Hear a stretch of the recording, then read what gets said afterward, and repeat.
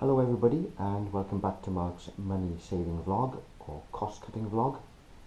Now then, I've just made a beef stew, or it's in the process of being made.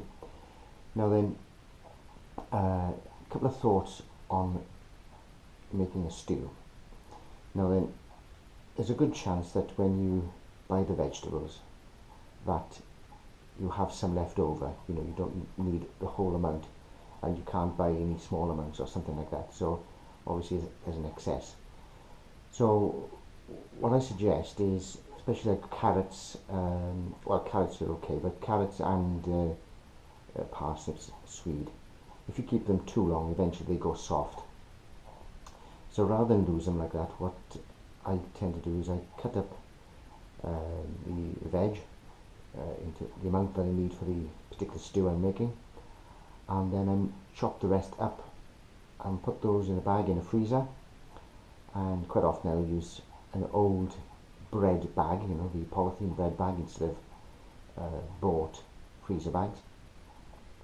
And I'll make that up, you know, with the various veg that I've got left over, so then it's already cut up and diced, ready for the next stew when you want to make it. Or, you know, make double the amount. But as I say, if you leave carrots and parsnips lying around for too long, they go soft and they get horrible. Now then, another little cost-cutting idea.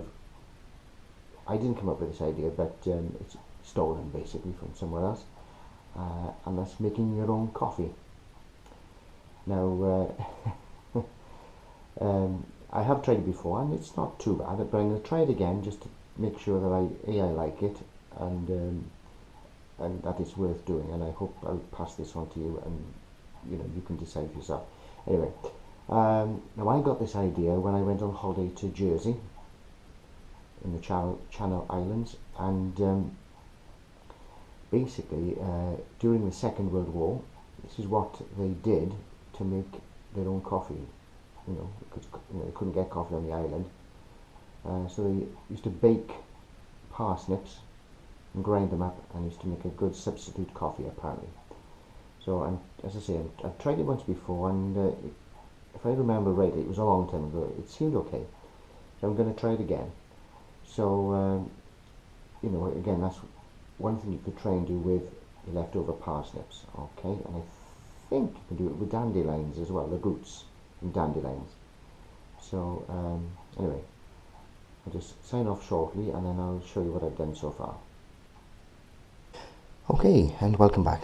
Now then, I don't know if you can see right. Now these are bought parsnips. I've run out of my own now. I've used them all up, unfortunately, but these are bought ones. Now, in preparation, now these are very clean. You know, there's no canker on them or dirt or anything like that, so they've been well washed prior when I bought them, prior to me buying them. So I haven't bothered peeling them, but you know, you please yourselves. If you want to peel them first, you can do, but because these, as you can, I don't know if you can see, that's the outer skin there. It's so clean, it's not worth me worrying about doing all that work. Now all I've done is I've cut them into very sort of thin batons or strips, whichever way you want to call it, because obviously I want them to cook and crisp up quickly. I don't want them spending hours in the oven, wasting gas or the electric if you've got an electric cooker. So as I say, when they're that thin, they dry out and go hard quite quickly. Now, you don't want to bake them until they're black. Now, do it to a light brown colour, because I discovered that when you grind them up after they've been baked, the colour goes quite a lot darker. So you know, you don't need to have them black. You know, I might have to split that one a bit more because that's quite thick, but you get the idea. So just lay them on a baking tray, put them in an oven, again with another item. If you're cooking something else like a beef joint or whatever, put them in the oven with that. Don't switch the oven on just for this purpose. You know, you're trying to save money or cut your costs as much as possible. When they're baked hard, just grind them up. It just so happens I've got an old coffee grinder, and that seems to work fine. So the next shots will be hopefully the finished article. Bye for now. Well, hello everybody, and again, welcome back to Mark's Money Saving Cost Cutting vlog. Anyway, following on now from the roasting the parsnips, as you can see, or at least I hope you can see, that's the parsnips after they've been roasted in the oven. Now, this is the lighter version, so these would have ground up into that colour. I then put a few aside and well, I put them under the grill actually and made them a bit darker again, so I've made a darker sort of coffee. And obviously now I'm going to make some coffee and do a taste test.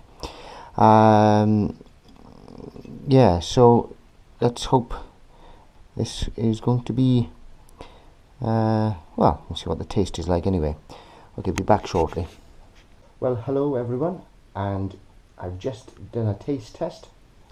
Now, as you've probably seen, there was a light version and a darker version. Unanimously, the darker version won for taste, which is the most nearest to coffee, or coffee that I know of. I'm not a big coffee drinker myself. I put it through a cafetiere. And I actually ground up the coffee in a pestle and mortar, I believe you call it, and it actually ground up quite well actually. But as I say, if you've got coffee grinder yourself, that'll be a much better method of doing it, and quicker of course, especially if you're doing any sheer quantities. So let me just reiterate then that of the two types I did, which was the light version and the dark version won hands down in taste wise. The other one, I mean, it wasn't too bad, but it didn't represent coffee as I know it, but it was still a nice drink. So all I can suggest to you is give it a go and see what you think. Now, is it worth doing? I don't know. You'll have to make your own minds up on that. Cost wise, you may think, oh, by the time you do the parsnips and faff about, grinding or rest, you might as well buy it.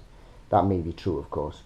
All I'm saying is that occasionally, if you grow your own vegetables, especially parsnips, and you've got spare ones left over, or they've gone a bit soft, and you can't use them for cooking wise, then why not give it a try and see if you can turn them into coffee. Yeah, that's it. Bye for now. Look forward to seeing you on the next vlog.